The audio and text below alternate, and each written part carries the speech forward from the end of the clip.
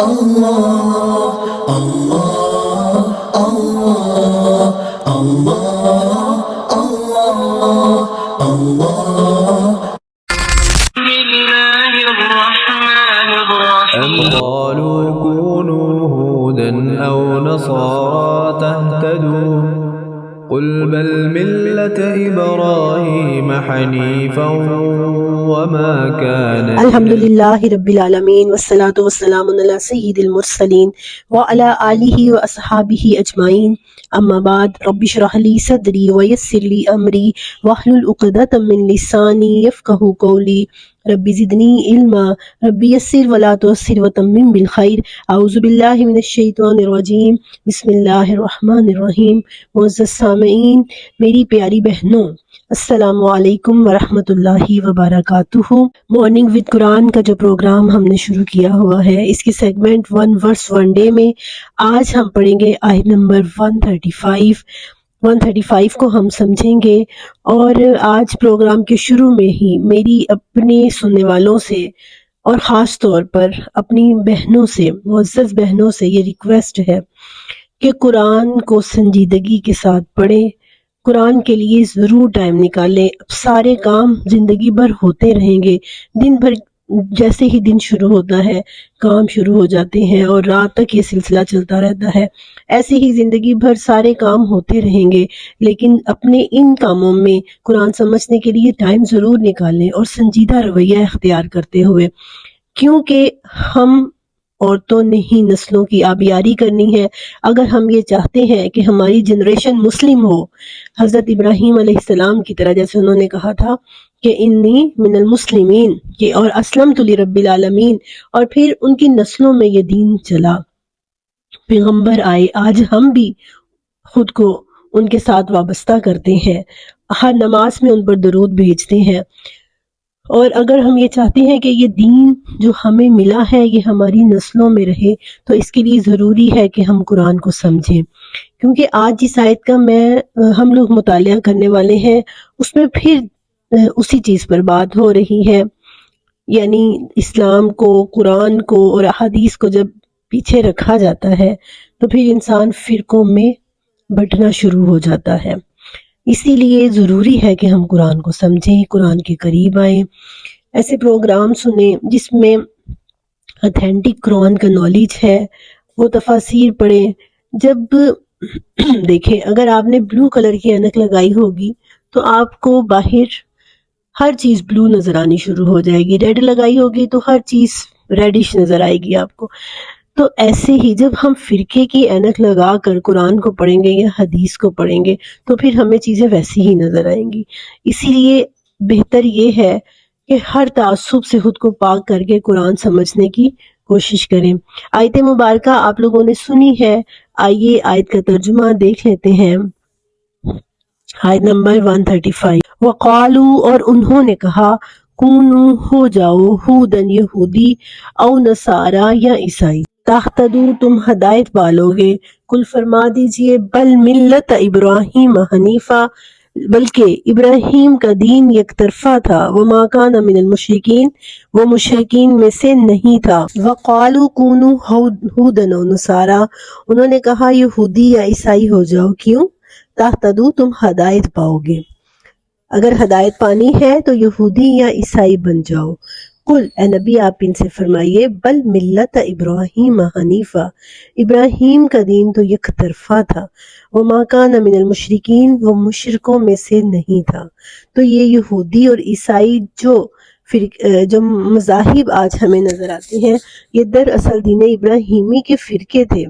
یہودی اور عیسائی، پہلے بھی ہم اس بات پر بات کر چکے ہیں کہ یہ دو فرقے تھے، اور اس طرح فرقہ واریت کا آغاز ہوا تھا دین اسلام کے اندر، اور یہی چیز آج بھی ہے۔ آج بھی آپ یہ دیکھیں کہ صحابہ کرام کے دور تک، اس کے بعد تک، کوئی خود آپ یہ دیکھیں نا، 6 کتابیں، مستند ترین حدیث کی 6 کتابیں ہمیں ملتی ہیں، تو کوئی خود کو کوئی امام بخاری سے وابستہ فرقہ نہیں ہے، کوئی امام مالک سے وابستہ ہمیں فرقہ نظر نہیں آتا، یعنی کہ اس وقت تک جو ہے نا فرقہ واریت نہیں تھی۔ اس کے بعد جو 4 فقہ کے امام آئے، امام مالک، امام شافعی، امام احمد ابن حنبل، امام مالک، ان کے نام پر لوگوں نے فرقے بنائے، لیکن یہ فرقوں کو ماننے والوں سے اگر آپ کچھ سوال ان اماموں کے بارے میں ہی پوچھ لیں تو ان کو اس کا علم نہیں ہوگا۔ تو بات کرنے کا مقصد یہ ہے کہ دین کے اندر جب جہالت آنی شروع ہوتی ہے تو پھر فرقہ واریت کا آغاز ہوتا ہے۔ آج یہ آیت جو ہے نا، یہ بالخصوص فرقوں سے متعلق ہے۔ آج ہمارے ہاں مسلمانوں کے اندر بھی فرقہ واریت کی جڑیں اتنی پیوست ہو چکی ہیں کہ ہم یہودی یا عیسائی کو تو معاف کرنے کے لیے تیار ہیں، ان سے بات کرنے کے لیے تیار ہیں، لیکن جو ہمارے فرقے کا نہیں ہے اس کو تو ہم پکا جہنمی سمجھتے ہیں، اس کے ساتھ ہم نفرت رکھتے ہیں، اور یہ مطلب اس نفرت کے اندر شدت آتی جا رہی ہے وقت گزرنے کے ساتھ ساتھ۔ تو یہ چیز جو ہے یہ مسلمانوں کے لیے نقصان کا باعث ہے، مسلمانوں کو آپس میں تقسیم کر رہی ہے۔ اسی لیے تو قرآن میں کہا گیا نا کہ وَلَا تَفَرَّقُوا، مطلب ہم اتنے پکے ہیں اپنے فرقے کے کہ ہم دوسرے مسجدوں میں جانا الاؤ نہیں ہے۔ اگر آپ بریلوی مسلک سے تعلق رکھتے ہیں تو آپ دیوبند کی مسجد میں نہیں جا سکتے۔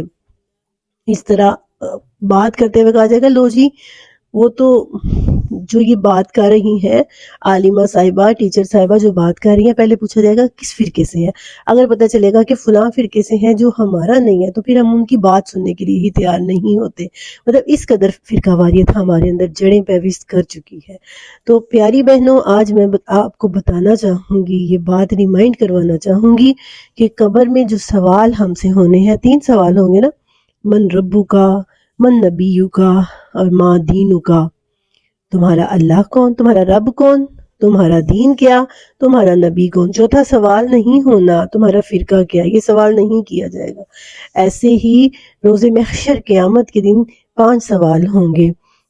ان عمری کا فیما افنا، تمہاری عمر کے بارے میں کہاں گزاری، اور تمہاری جوانی کے بارے میں، وان شبابی کا فیما ابلا، جوانی کن کاموں میں مبتلا رہے، وان مالی کا، اور تمہارے مال کے بارے میں، این اکتسبا، کہاں سے کمایا، و این انفقا یا ما انفق، کیسے خرچ کیا۔ اور جو 4 سوال ہوئے، اور 5واں سوال یہ ہوگا کہ کیا تم نے عمل کیا، جو تم نے علم حاصل کیا تھا کیا اس پر تم نے عمل کیا۔ تو عمل سے انسان تب، یہ 5 سوال ہوں گے، کوئی چھٹا سوال نہیں ہوگا۔ ان 5 سوالوں کی تیاری ہم نے کرنی ہے۔ 8 سوال ہو گئے جو 3 قبر میں ہونے ہیں اور 5 جو روز محشر ہونے ہیں۔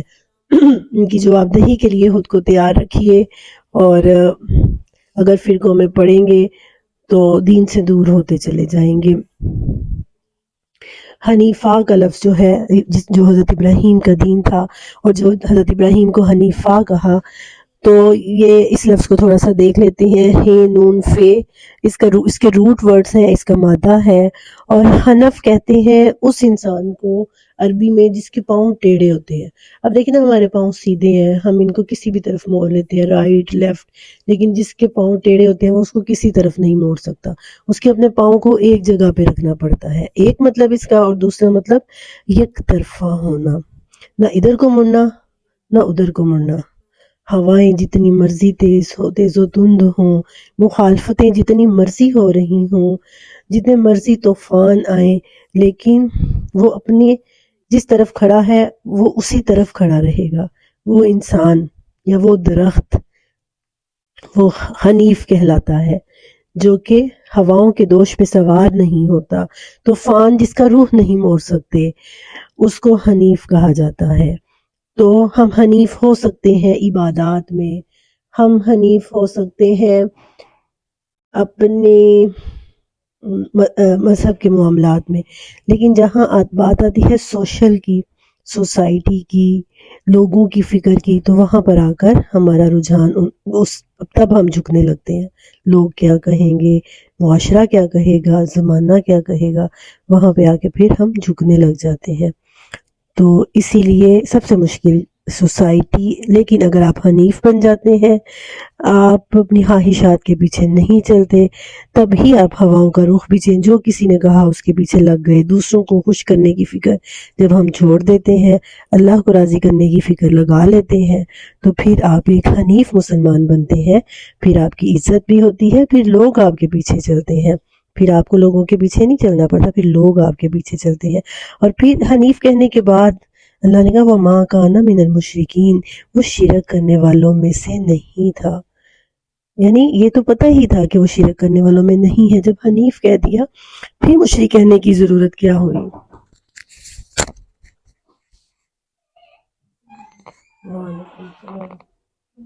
تو اس شرک میں عمل کا شرک ہے، جو انسان اپنی خواہشات کے تابع ہو جاتا ہے.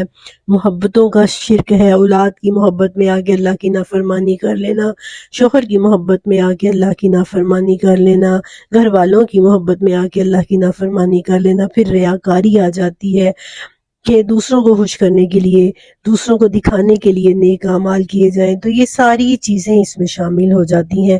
آج ہم نے 2 چیزیں سیکھنی ہیں. اس آیت سے ہم نے 2 چیزیں سیکھی ہیں. ایک یہ کہ قرآن کی طرف آئیں. جیسے جیسے آپ قرآن کی طرف آئیں گے، آپ کی آنکھوں سے فرقہ واریت کی اینک اترنی شروع ہو جائے گی. ایک بات. اور دوسری ہم نے یہ سیکھنی ہے کہ ہم نے حنیف مسلمان بننا ہے، ہم نے یک طرفہ مسلمان بننا ہے. ہم نے کوشش کرنی ہے کہ ابراہیم کے راستے پر چلیں، اور ہم نے کوشش کرنی ہے کہ ایسے مسلمان بنے کہ دین ہماری نسلوں میں رہے.